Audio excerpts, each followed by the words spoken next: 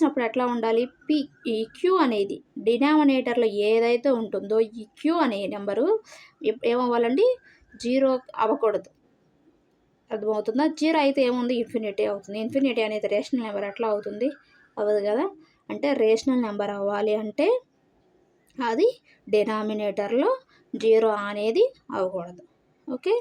Irrational numbers, ఇంకా different type of rational numbers చూసుకున్నట్లయితే ఇదిగోండి 0.10111 అట్లా ఉన్నదాన్ని మనం ఏం చేస్తున్నాం, బార్.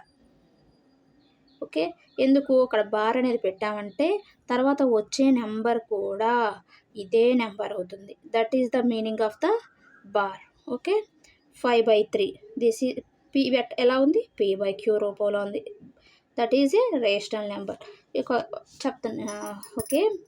మనకి ఒక బిట్ అండి, 0 ఇచ్చి 0 అనేది ఇస్తారు. 0 ఇచ్చి 0 is rational or irrational number అంటే మనకి ఏం చెప్తాం మనం, హోల్ నెంబర్స్లో 0 ఉంది కదా, అప్పుడు ఇది రేషనలా ఇర్రేషనలా, రేషనల్. ఏమవుతుందండి, rational number. Okay. Irrational numbers నేను చూద్దాం. ఇర్రేషనల్ నెంబర్ అంటే irrational number is a number that can't be return as a fraction of 2 integers like 2/3, 5/3, 5/4, 5/7 ఇట్లా.